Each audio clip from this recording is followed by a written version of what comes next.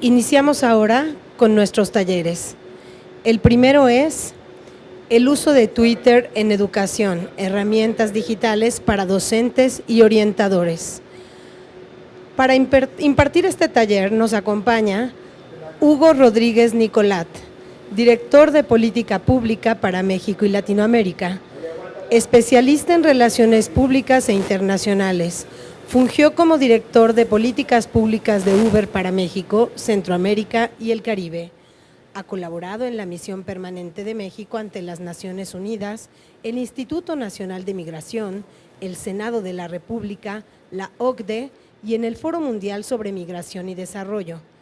Es licenciado en Ciencias Políticas y cuenta con una maestría en Políticas Públicas por la Universidad de Columbia y la London School of Economics and Political Science. Démosle, por favor, una fuerte bienvenida. Hola, buenas tardes ya. Mucho gusto, yo soy Hugo Rodríguez. Quiero agradecer sobre todo a Vocación Central, a Ana Paula, Guillermo y al equipo por este espacio, esta oportunidad de hablar con ustedes. También estoy muy agradecido y muy afortunado de dar esta plática después de tantas intervenciones tan valiosas, sobre todo la de Fernando, que me pareció por demás brillante, por la conexión y por lo que vamos a hablar, ¿no? Y lo que es Twitter. Y la plusvalía que esto da a la labor que ustedes hacen o que van a llevar o que los estudiantes tienen que tener en una realidad que se ha transformado sin afán de ofender a nadie de los presentes, no alcanzo a ver a todos, pero el Internet llegó a nuestra vida, ¿no? Para la gran mayoría de nosotros, el Internet llegó a nuestra vida y nos adaptamos, ¿no? Pasamos de buscar en las enciclopedias que nos compraban nuestros padres para hacer nuestras tareas, a hacerlo en una enciclopedia online, a hacerlo de manera colaborativa. Y hemos podido adaptarnos, pero los jóvenes que vienen, ya esa realidad, ese espacio, es un espacio público tan real como el día a día, ¿no? Como el caminar y no matarse en los semáforos. Y tenemos que estar hablando con ellos en ese diálogo, porque si no lo estamos haciendo, es como una metáfora que me gusta mucho utilizar, que si a mí me pusieran la tarea de, Hugo, tu labor es comunicarte a China y hablar con una empresa china y tener un buen diálogo con ellos. Entonces yo digo, bueno, perfecto, consigo el teléfono de una empresa china, compro un teléfono inteligente, veo que tenga suficiente crédito, marco, perfecto, tarea completa, y si me contestan en mandarín. Eso es estar en las plataformas y no entenderlas, y no entender cómo es un espacio único, diferente. Copiar un comunicado de prensa y ponerlo en Twitter, pensar que lo que dijimos hace 4 días puede tener relevancia en Twitter. Y lo mismo en todas las plataformas, ¿no? Entonces, el día de hoy vamos a platicarles un poco de la importancia de Twitter para su quehacer y un producto que hemos desarrollado con maestros a nivel internacional y que quiero agradecer mucho a varios de los aliados que tenemos aquí presentes, Académica, que se acaba de retirar, evidentemente a Vocación Central, que es nuestro anfitrión, a Derechos de la Infancia, con los cuales recabamos un poco de información de la utilidad y que vamos a estar siguiendo recabándola en los próximos días porque esto es un ejercicio evidentemente vivo. Primero, ¿ya podemos proyectar? Uy, ya se saltaron mucho. O ya se saltó mucho. ¿Si podemos regresar, por favor? Al inicio de la presentación del Escape. Ahí está. Ya, gracias.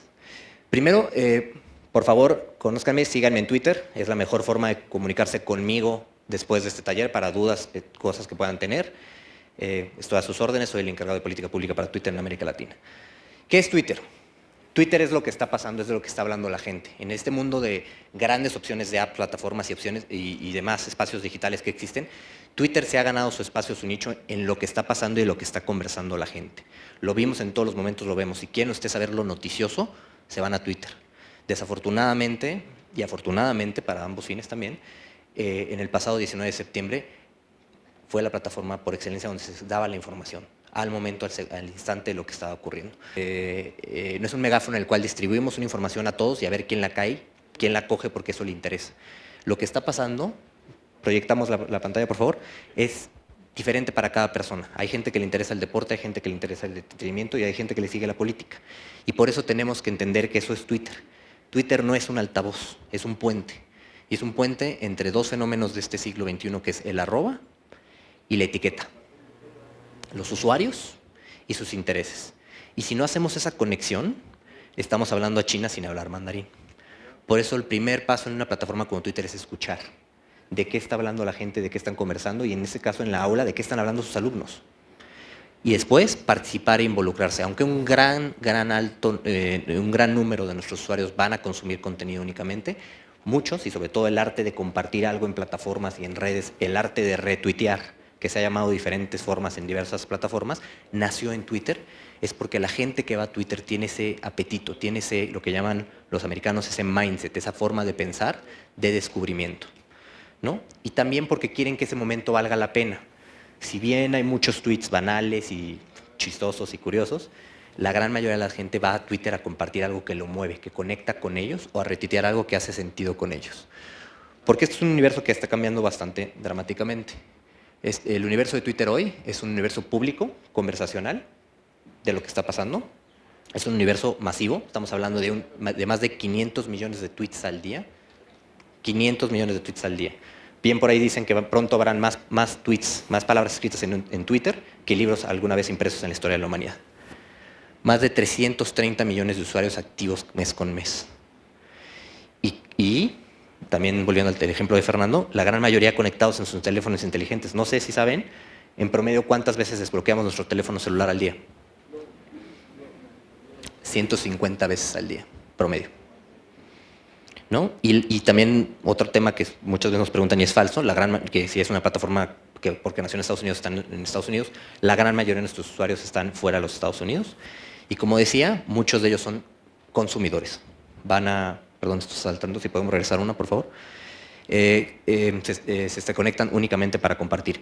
Pero también contemplen esto con el para qué van a Twitter. Y para qué van a Twitter es para diversas cosas, que es muy diferente a todas las demás plataformas. Y yo creo que en esta pluralidad tenemos que entender que los usuarios y los estudiantes se conectan en todas las plataformas y involucran en todas, pero lo hacen con fines diferentes. Y por eso es importante entender la dinámica de los jóvenes, la dinámica de los estudiantes y para qué utilizan cada red. Porque Twitter se ha ganado su nicho por ser para seguir a las figuras públicas, para seguir a activistas sociales u organizaciones y para seguir a expertos en su área de interés. No tengo que explicarles la importancia de esa conjugación de factores en un tema de vocación y de interés. Los jóvenes están en Twitter haciéndose de su conocimiento, entre muchas otras fuentes de información, pero es ahí donde quizás conectan con sentimientos y podemos vislumbrar un poco de lo que van a querer o desear. Y aparte la naturaleza del Internet en México también nos hace pensar en la plusvalía de que estemos en estos espacios digitales. 9 de cada 10 internautas en México van a estar buscando la información de un tema coyuntural muy relevante para todos nosotros, que son las elecciones del próximo año, en las plataformas digitales. Y 97% de los usuarios en México lo utilizan como su principal fuente de información al Internet. Si no estamos en ese canal, no estamos conversando con ellos.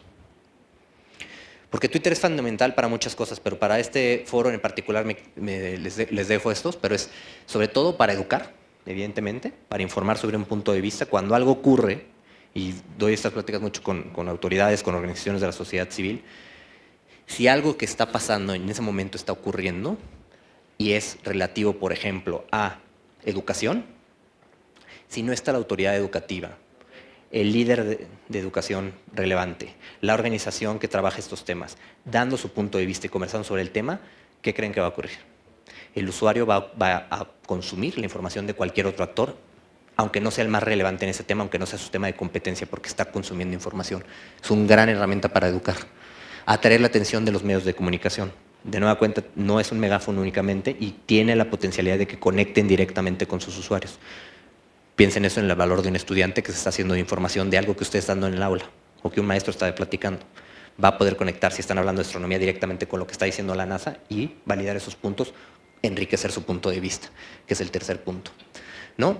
Nace en Twitter el arte de compartir, como les decía, y es una gran herramienta para movilizar seguidores. Si ustedes están en un movimiento, necesitan recursos, necesitan la opinión de más docentes, la opinión de la sociedad civil, la opinión del gobierno, es una gran herramienta para solicitar, comparte mi información, dale like, dale retweet, comenta sobre mi postura. Y eso nos lleva al quinto punto, que es para promover tus causas e ideales y solicitar apoyo. Todo esto es la plusvalía de por qué Twitter, ¿no? Ahora, esto nos llevó a pensar cómo podríamos generar un mecanismo y qué podría ser útil para un docente, que es el objetivo de la guía que hemos generado y que hoy presentamos, y que está disponible en diversos ligas de su descarga, entre ellos los de Vocación Central, Derechos de la Infancia, Académica, todos los aliados que hemos comentado, y en los tweets de su servidor y de otros colegas que ya estamos tuiteando sobre esto. Pero la guía pensamos, ¿qué podríamos hacer para ayudar a canalizarlo un poco más a un espacio educativo, un paso didáctico? Y vimos 3 factores extremadamente relevantes. Primero, es una herramienta de aprendizaje continuo. En esta labor de educación, los docentes siempre están consumiendo y en un mundo que cambia y que cambia cada día más rápido. Y como bien lo dijo Fernando en otras cosas, los cambios cada vez se aceleran más y ya no pasan en cuestiones de horas, que ya ni siquiera pasan en cuestiones de días, pasan en cuestiones de segundos. Una anécdota, por ejemplo, ¿no? Un funcionario en un país que me tocó hizo algo de una práctica burocrática muy aquilosada que se hacía mucho. Yo he trabajado en gobierno, muchos de aquí han trabajado en gobierno, que es mandar una carta a tu superior, y ya saben, le ponen el número de oficio DGC 000 no sé qué, lo estampan, lo mandan por oficialidad de partes, sabiendo muy bien que esa carta probablemente la van a leer en 2 días después, porque así va la carta, viaje, etcétera. Él hizo un reporte de actividades, lo hizo así, lo mandó por una carta y luego hizo una conferencia de prensa. Problema, su crítica e incluso su superior estaban en Twitter ya conversando sobre ese tema y le aceptaron la renuncia cuando él estaba dando una conferencia de prensa en vivo. Se enteró en la conferencia de prensa en vivo que le acaban de aceptar la renuncia, porque no estaba en un contexto dinámico que está evolucionando. Lo mismo pasa con el aprendizaje. Hoy están ustedes aquí con muchos de sus pares que quizás por primera vez los conocen.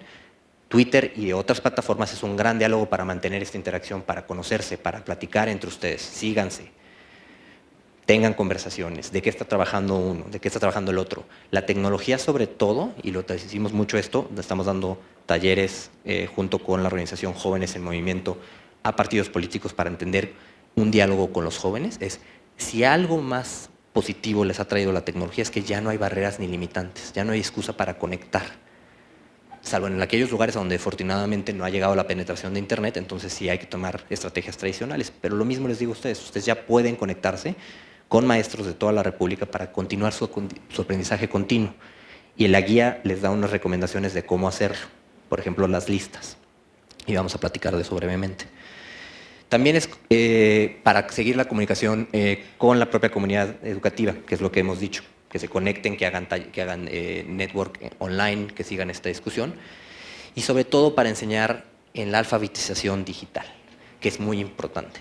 Luego damos por sentado que ya todo el mundo debe saber cómo tuitear, cómo poner un post en Facebook, cómo poner algo en Instagram, etcétera, y la plusvalía, pero hay que enseñarle a esta nueva generación que, repito, ese espacio es tan público como el físico que nosotros tenemos y que a lo mejor no saben que no todo, a lo mejor va a un tweet y no todo necesariamente va a un post de Facebook y no todo va necesariamente a un Instagram. No saben que hay una huella digital y que el Internet no olvida, ¿no? Y que están teniendo interacciones que les genera conocimiento, pero que también les genera una exposición. Y es un espacio, la aula, a estos jóvenes, sobre todo aquellos que no han entrado todavía a este espacio. Ojo, el uso de Twitter está permitido para mayores de 13 años, entonces realmente la educación primaria y secundaria es ideal para atenderlos antes de que entren en este espacio y que lo hagan de una manera proactiva, enriquecedora, pero también con seguridad. Y por eso en la guía, hemos incluido también una sección muy importante sobre la seguridad, porque queremos que se manejen estos jóvenes con seguridad en estas plataformas, con confianza, de manera enriquecedora, conociendo las reglas que hay de cada plataforma y en este caso de Twitter. Entonces, unos pequeños ejemplos de las tips o recomendaciones que tenemos en esta guía y que con gusto podemos profundizar en talleres y en conversaciones subsiguientes. Uno de ellos es la herramienta de listas que les he comentado. Muy poca gente utiliza esto. Y las listas lo que te permiten Twitter es un sinfín de información, te bombardea de información y genera tu cronología, tu página inicial en Twitter, como sería de manera coloquial, basado en a quién sigues tú y qué te gusta. Entonces, si te gusta mucho el fútbol, vas a seguir equipos de fútbol, comentaristas deportivos, y cronología va sobre todo a alimentarte de esa información. Si te gusta la cultura, lo mismo, artistas, pintores, etc. Pero cuando viene un proceso, por ejemplo, ¿podemos regresar, por favor? Regresamos uno, por favor. Cuando viene un proceso como las elecciones, que vendremos en curso, pues vamos a empezar a seguir a muchos actores y vamos a saber de mucha información. ¿Cómo hacer un uso estratégico de esa información? Una idea inteligente es generar listas, generar diversas listas. Por ejemplo, ¿por qué no? Generar una lista de los partidos y candidatos de mi ciudad o de mi estado. Otra lista de los principales medios de información que van a estar hablando sobre esto. Otra lista de sociedad civil que está haciendo fiscalización de las campañas y que está haciendo llamadas de promoción del voto. Y es a través de esas listas que podemos seguir toda esta información de manera más ordenada, sin alterar quizás nuestra cronología de inicio, que va a ser por siempre, que mi Twitter va a seguir después de las elecciones y va a tener intereses diversos.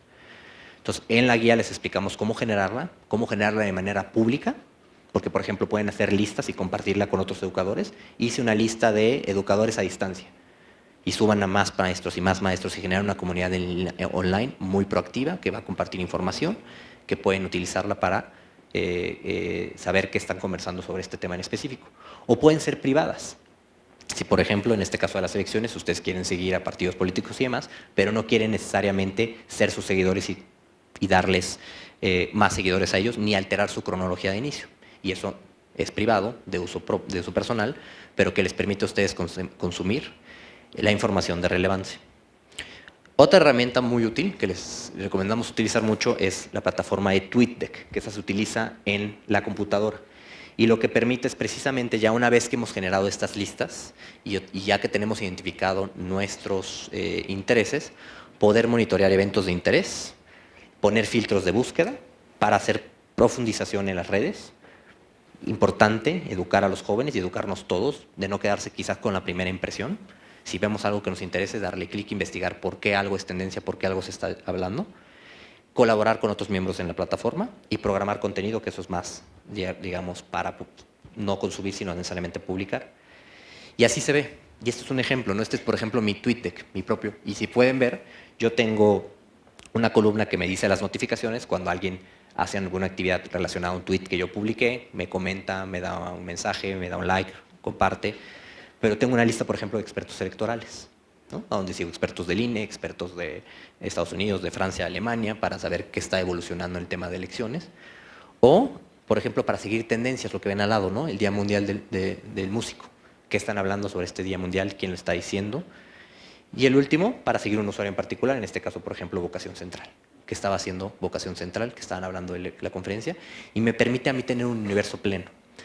Imaginen la plusvalía de lo que viene. Hablamos mucho y me preguntan mucho qué hacer en el tema de las famosas, por ejemplo, fake news, que a mí no me gusta el término porque fake news ya lo está utilizando prácticamente de manera universal cualquier persona, hasta para medios de comunicación tradicionales.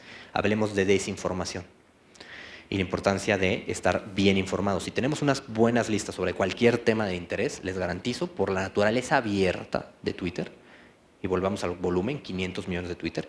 ¿Y quién participa en Twitter?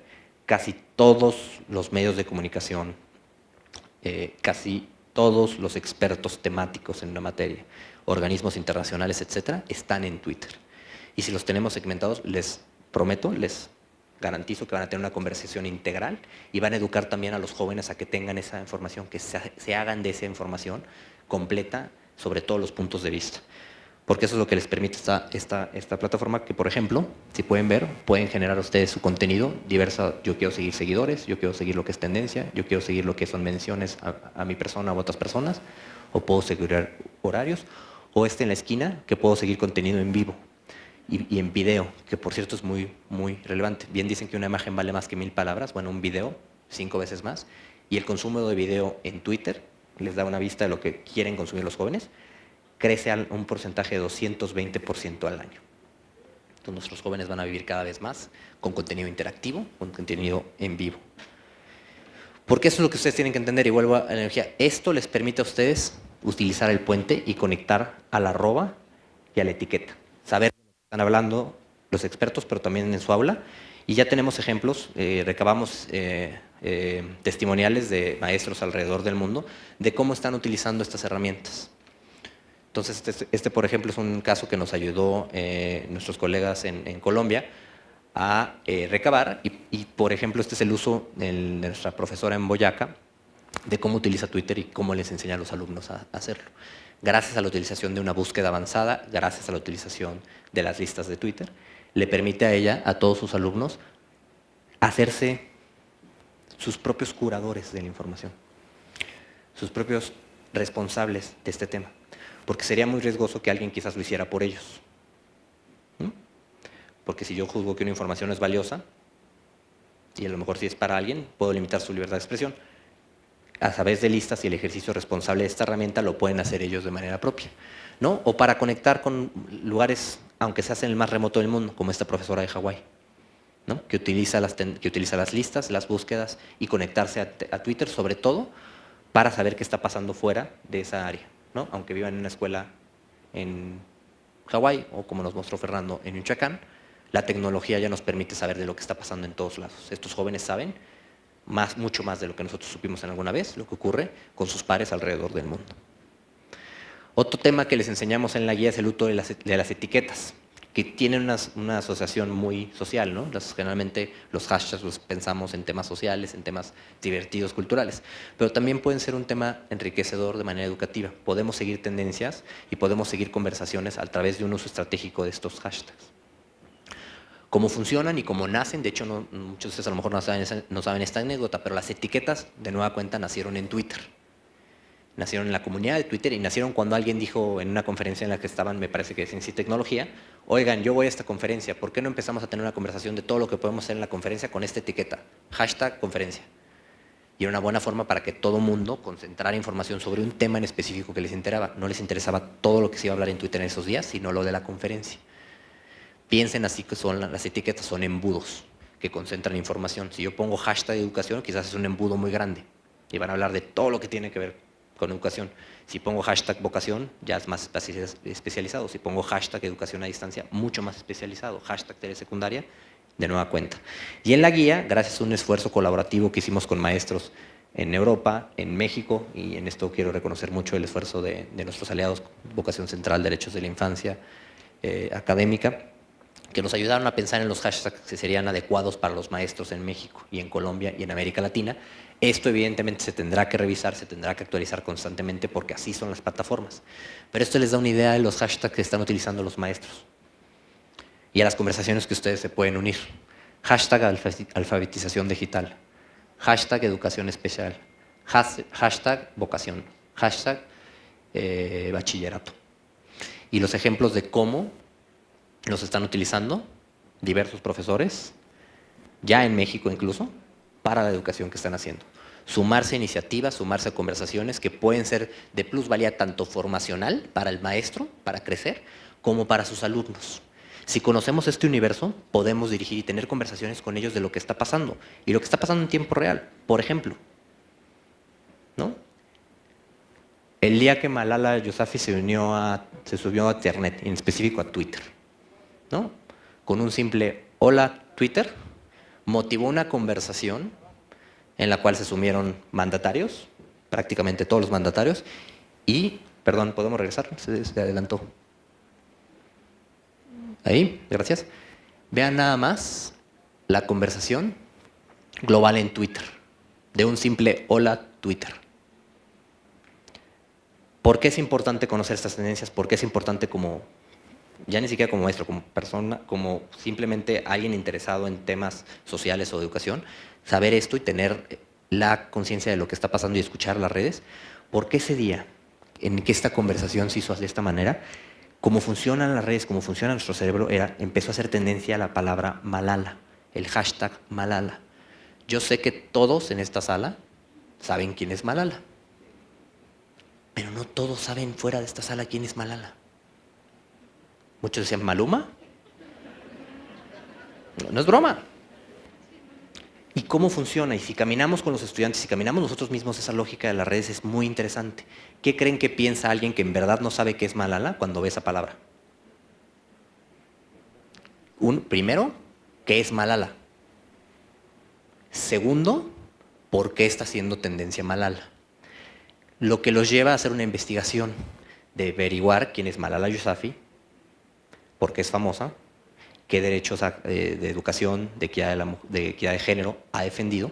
Y entonces, si eras un maestro o una organización de la sociedad civil encargada en materia de educación, o alguien con algún tema o algo importante que decir en materia de educación, ese día era un gran día para estar en Twitter y conectar. Porque ibas a tener a un nuevo número de personas, y créanme, un gran número de personas que no sabían quién era Malala y que no sabían a lo mejor que hay que trabajar arduamente en el derecho de las niñas para la educación en México y en el mundo. Si estaban conscientes de esta dinámica y se conectaban, ese día podían ustedes conectar con activistas, otros maestros y personas interesadas en este tema a nivel global, de manera instantánea, de México, África, Asia y Sudamérica. Otro ejemplo, ¿no? Algo de lo cual es pues, trágico y hay que estar siempre atentos a las necesidades de estas víctimas, que por cierto creemos que ya pasaron, pero lo peor siempre es el tema de la reconstrucción, pero lo que acaba de pasar el 19 de septiembre, ¿no? Y lo que pasó en las redes. Cuando pasa esta tragedia, la red evidentemente no fue diferente a lo que fue el activismo de la sociedad civil que nos distinguió en 1985 y que nos volvió a distinguir otra vez como mexicanos, como bien lo dijeron en el panel anterior, con una solidaridad que nos distingue y nos categoriza y que nos debe hacer muy orgullosos, porque prácticamente todo el mundo estaba en los primeros minutos de la tragedia diciendo ¿qué pasó? ¿Están bien? ¿Cómo están? Twitter y otras plataformas fueron una gran forma de ayudar a saber que estabas sano y que tus familiares estaban bien, o que hubo una tragedia y que necesitabas ayuda. Pero inmediatamente posterior a esto empezaron los llamados de ayuda y los llamados de coordinación. Y vimos extraordinarios ejemplos de la sociedad civil que utilizaron las redes para hacer un activismo que no les permitió en 1985, que era coordinarse de manera más eficiente, destinar recursos de manera más eficiente. Y vimos fenómenos como esto, ¿no? Una imagen y un hashtag que simbolizaron un movimiento solidario y que se volvió tendencia mundial 2 días.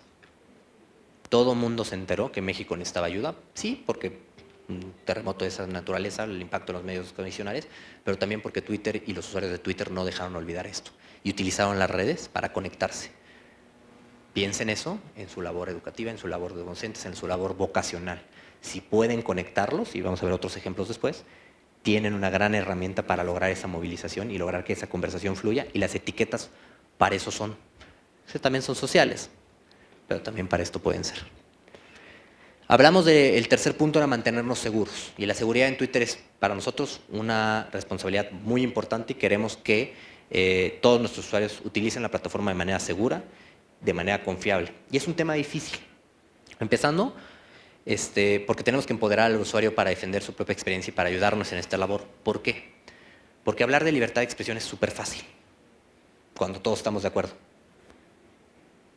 Cuando yo creo lo mismo que tú en derechos sociales, en la economía, en sí, el rol del Estado en la economía, o en la política, o en la educación, etcétera, o si le voy a los Pumas en vez de a Toluca. Pero si creo lo contrario, ahí es lo complicado. Eso es lo realmente difícil y eso es lo que las plataformas están haciendo. Lo que hicieron, lo que hizo Twitter, sobre todo, porque ese es el tan escrito en la misión de la compañía, es democratizar el uso de la voz de todos. Hoy sus estudiantes tienen la misma potencialidad de ser escuchados que un presidente. Y defender esa libertad de expresión es complicado. Sin embargo, tenemos reglas en Twitter y tenemos formas de hacerlo. Y tenemos sobre todo mecanismos para ayudarles a mantenerse esta convivencia. Primero les voy a mostrar unas herramientas tecnológicas que hemos desarrollado y luego platicaremos un poco de las reglas de la plataforma.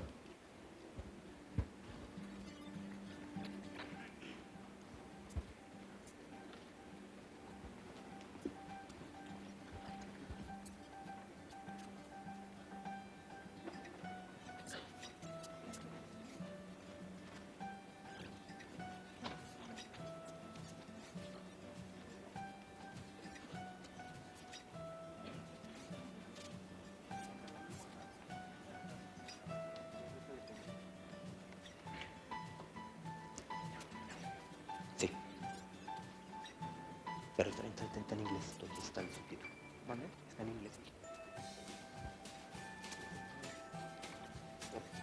Lo que ustedes ven en el video son 3 herramientas que tenemos en Twitter para ayudar a que el usuario controle su experiencia, que van desde silenciar, a bloquear a un tweet o a una persona y reportar.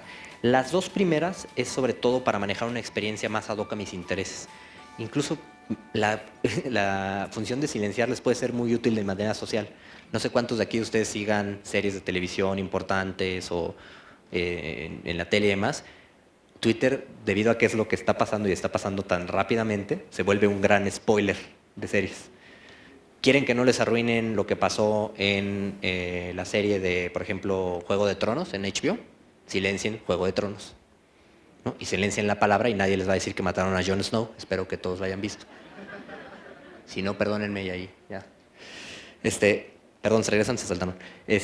Y otra herramienta ya es bloquear, que bloquear es cuando ya tenemos interacciones ya no deseadas, con alguien que a lo mejor es demasiado intenso en su punto, demasiado molesto, que simplemente yo ya no quiero tener una conversación con alguien, no quiero que me pueda etiquetar porque lo hace constantemente en temas que no son de mi interés, ¿no? La diferencia entre eso y silenciar es que esa persona sí lo ve, es una acción quizás si quieren un poco más agresiva, más adelantada. Y la más útil, bueno, no la más útil, la más compleja es la de reportar, que es cuando reportamos violaciones a las reglas de Twitter. Y aquí, ojo, sorpresa, el Internet no es el viejo oeste que siempre se ha dicho que es. El Internet es nuevo, es un reto porque evoluciona más rápido de lo que habíamos estado preparados antes para cualquier otra cosa. Pero el Internet sí, y las plataformas, sobre todo Twitter y otras, tienen reglas y tienen mecanismos que nosotros queremos hacer cumplir y que necesitamos la ayuda de todos ustedes para hacerlo, porque tenemos áreas en Twitter, ¿no? De servicios usuarios que ven, por ejemplo, la seguridad, el famoso spam, que es un tema que, fíjense cuánto lleva ya el Internet y el spam sigue siendo un tema y lo seguirá siendo.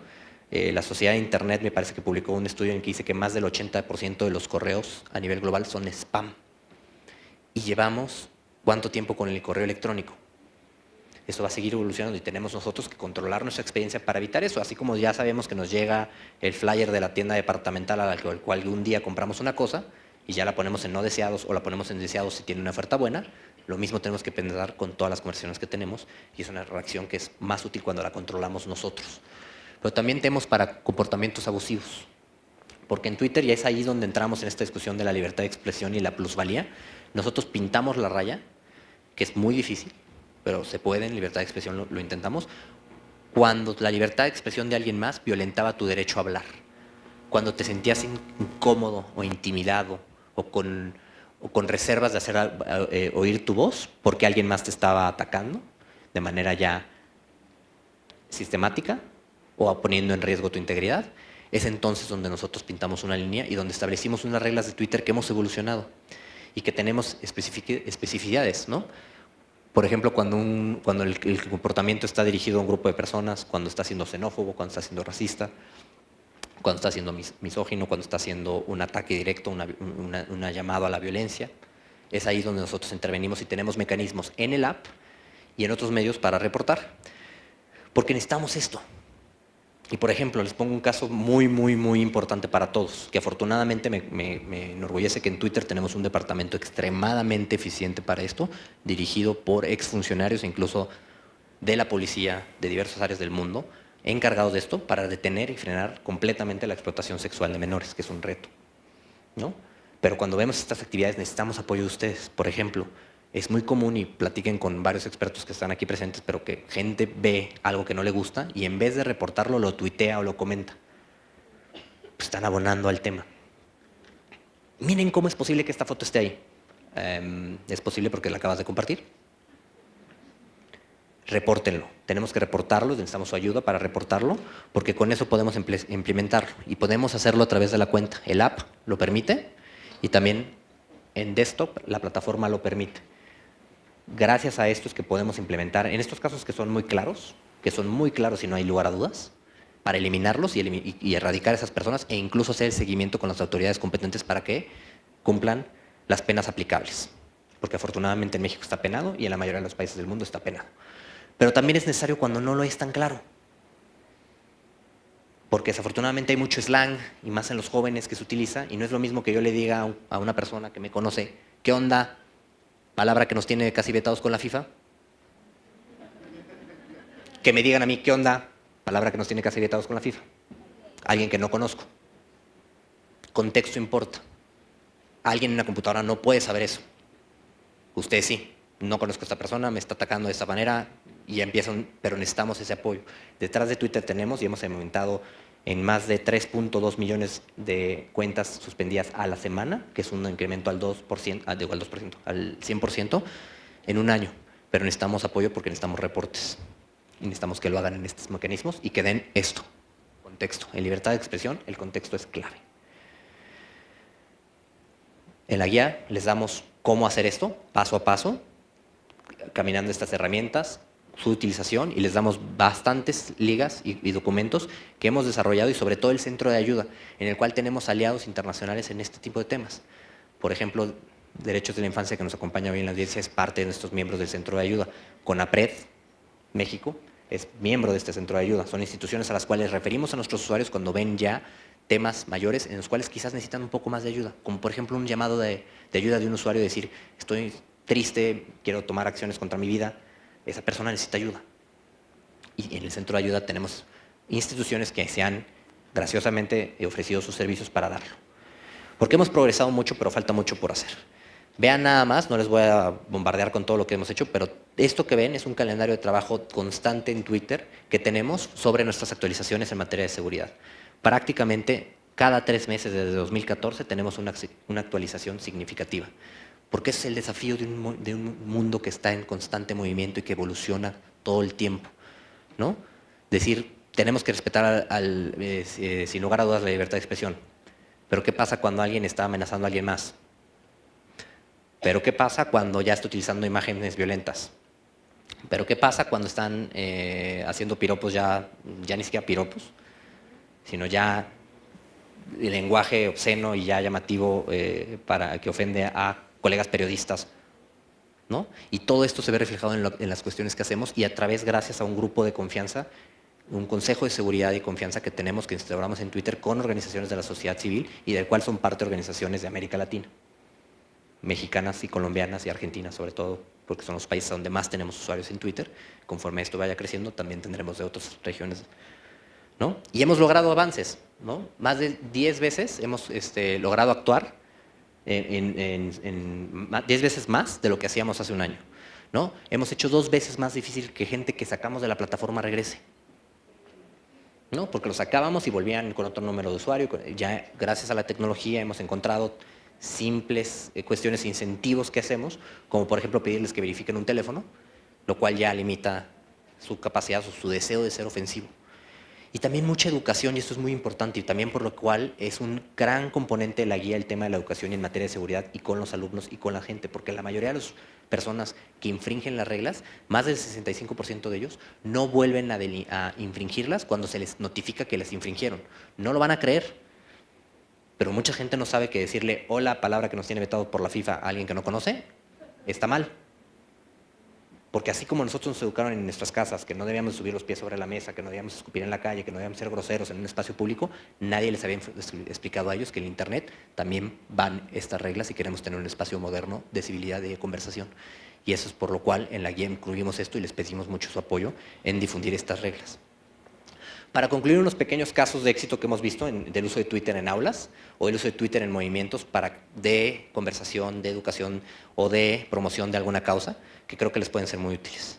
Primero, y este caso está especificado en la guía, tenemos el caso de la escuela de St. Peters, de la primaria de St. Peters en Irlanda, que a través de su cuenta de Twitter, como les he comentado, el uso de Twitter no está permitido para menores de 13 años. Lo que hace es que el maestro, de manera colaborativa, guiando la interacción de los niños, les permite que tuiteen a través de esa cuenta que él administra, y ellas, el staff administra, para compartir sus experiencias, el trabajo que están haciendo, la investigación que hicieron, la visita que hicieron a una institución académica, la visita que hicieron a un centro de investigación. ¿Por qué? Porque han encontrado que cuando los alumnos empiezan a probar este espacio, ganan autoestima y ganan confianza en lo que están haciendo, sobre todo cuando alguien, por ejemplo, que arroben a la institución, a la SEP de México, y la SEP de México les conteste, buen trabajo, escuela, ¿no? Me gustaría ver este resultado. Empiezan a ver que sus interacciones tienen una plusvalía más allá del mundo, en el aula, que se pueden conectar, porque queremos que más personas estén en Internet. Nunca va a ser, y ya sé que suena muy, como dicen los americanos, self-serving, muy útil a mis intereses decirles que no es buena idea no tuitear, pero sí. Si no queremos un espacio en el que sea machista o misógino, necesitamos más mujeres en Internet, más mujeres en Twitter. No queremos un espacio que sea sobre todo un riesgo para los jóvenes, necesitamos más jóvenes y más niños en ese espacio, que es un espacio de ellos, que se lo apropien. Y esta escuela lo que hizo fue conectarlos a Twitter, conectarlos al mundo exterior para probar sus clases, sus interacciones y darles una pequeña muestra de lo que pueden ver fuera de la plataforma, fuera del aula a través de plataformas. Otro caso.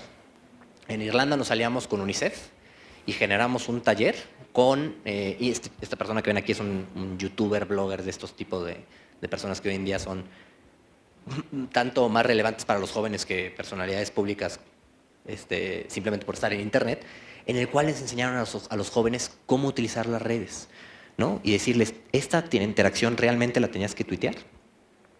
Compartir tu ubicación, mucha gente no lo sabe, pero a veces el Twitter y otras plataformas te permiten compartir tu ubicación de dónde estás. ¿Es realmente seguro que compartas la ubicación de No es lo mismo que compartas tu ubicación cuando estás viendo un partido de fútbol en el Estadio Azteca, o cuando estás en Disneyland y quieres mostrar a tus amigos que estás en Disneyland, que compartirlo cuando estás en la calle caminando comprando un café solo. Cuestiones básicas que para nosotros son esenciales. De nueva cuenta, y perdón que repite mucho este punto, para un joven que ese espacio es tan normal como el otro, no lo es. Entonces, en alianza con UNICEF se hicieron estos talleres y se les mostró la plataforma, estas herramientas que he platicado y recomendaciones básicas de qué tuitear, cuándo tuitear, cómo hacerlo y cómo mantenerse seguro y cómo reportar cuentas cuando ven que estas violan las reglas de Twitter. Pero este trabajo no acaba ahí. Tenemos que educar y tenemos que educar mucho. Y un tema en específico en América Latina en el que hemos trabajado es en el acoso de las mujeres en la plataforma y que tenemos que enseñar a los jóvenes desde pequeños cómo entender esto y cómo enfrentarlo. Y lo pueden hacer a través de estas herramientas, pero también eso no sería útil, no sería lo único. Igual que en un tema de seguridad, la seguridad no se va a solventar porque tuviéramos el mismo número de policías en la calle. Se va a solventar cuando tengamos, sí, recursos y vigilancia y sistemas inteligentes para atenderlo, pero también cuando tengamos educación y que esas personas sepan que hay crimen y castigo y que sepan que hay una vía diferente al crimen. Lo mismo tenemos en Twitter, tenemos que hablar sobre este tema, tenemos que educar a la ciudadanía y tenemos que hacer redes de solidaridad.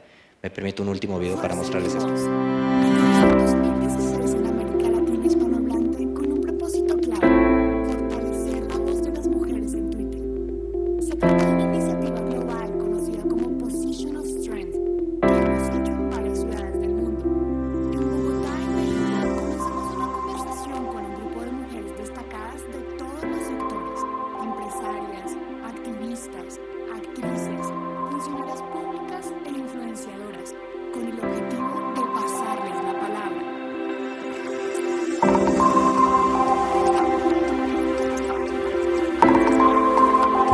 Perdón, el audio de las voces estaba un poco off, pero lo que están viendo ustedes son unas reuniones temáticas que hemos hecho en Colombia, en México.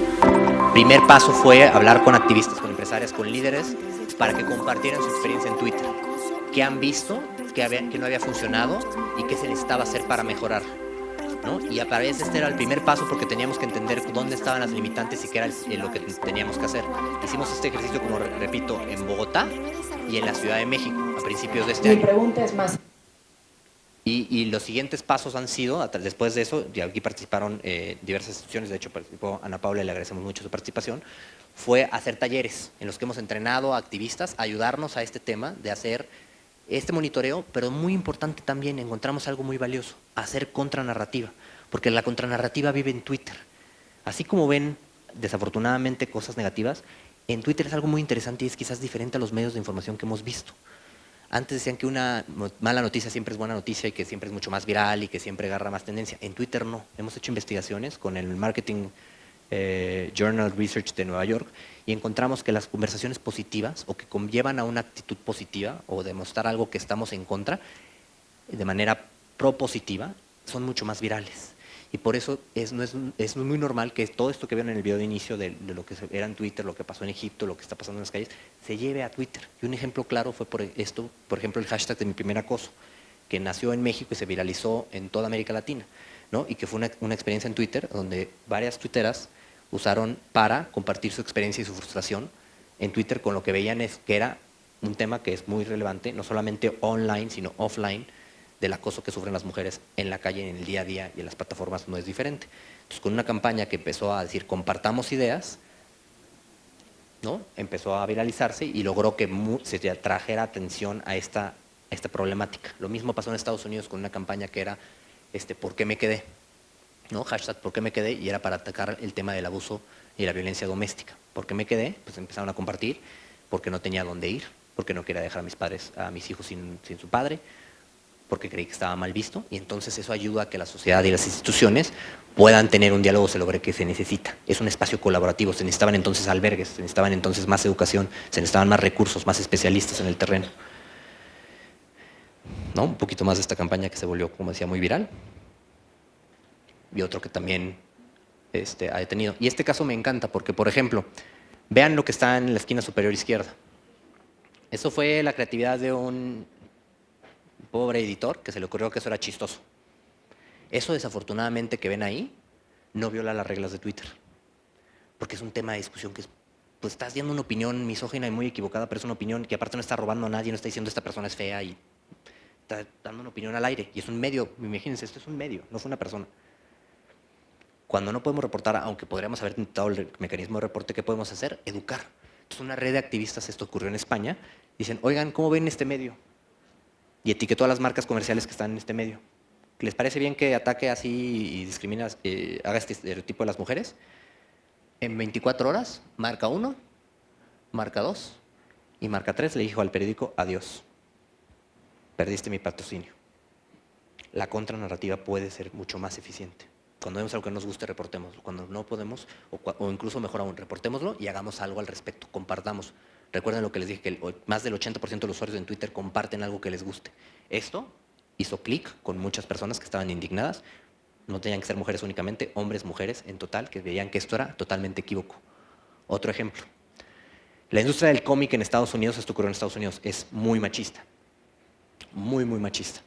Entonces, un día, esta artista que ven ustedes ahí, salió a comer con sus colegas, se tomó una selfie y dijo, aquí estamos las artistas mujeres de la industria, en este caso era Marvel, ¿no? Disfrutando aquí una malteada. ¿Y qué pasó? Salió algún machitrol ahí a decir, las mujeres no tienen que hacer en las historietas. Con razón, la calidad del cómic en Marvel se está yendo para abajo. ¿No? De nueva cuenta se podría haber reportado, se podría haber eliminado ese tweet, etcétera, pero no iba a ser suficiente. ¿Por qué no hacemos contranarrativa? ¿Por qué no llamamos atención sobre este tema? ¿Y qué pasó? Que en efecto, esta protesta, en vez de atemorizar a estas artistas, lo que hizo es, las convirtió en las propias heroínas de sus cuentos. ¿Por qué? Porque la industria se unió con ellas. A través de la etiqueta, esta también es mi malteada.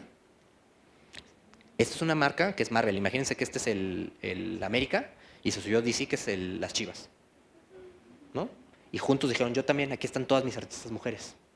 Se sumó esta persona que ven ahí, es el artista de cómics más popular ahorita en ese momento, perdón, se saltó, y se subieron niñas chiquitas que también tuvieron el hashtag, se subieron la industria. Se hizo un movimiento para decir, no se puede permitir ningún tipo de discriminación de género en una profesión que no tendría que tenerlo en ninguna profesión ya. Y se usó en todo Internet para educar.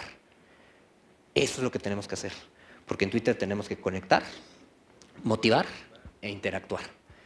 Y es la clave que tienen que pensar en cómo están utilizando los estudiantes esta plataforma. Ya hablar de los millennials incluso es hasta obsoleto, ya está la generación Z dominando esto. Ojalá veamos a miles de políticos no hablando con aquilaceradas de no, el futuro es de los jóvenes, el futuro es ya hoy, el futuro es hoy. ¿No? Más de 25 millones de jóvenes van a votar en estas próximas elecciones y están conectando de esa forma. Esta plataforma y otras, el Internet, no únicamente, sirve para esto, para conectar, motivar e interactuar. Y esperamos que con la guía y estos consejos básicos que les hemos dado, puedan hacer esto y en sus labores tanto educativas como en el día a día, informativas y incluso democráticas en este periodo que viene en el 2018. Muchas gracias a Vocación Central y no sé si preguntas o ya con esto porque creo que vamos un poco tarde.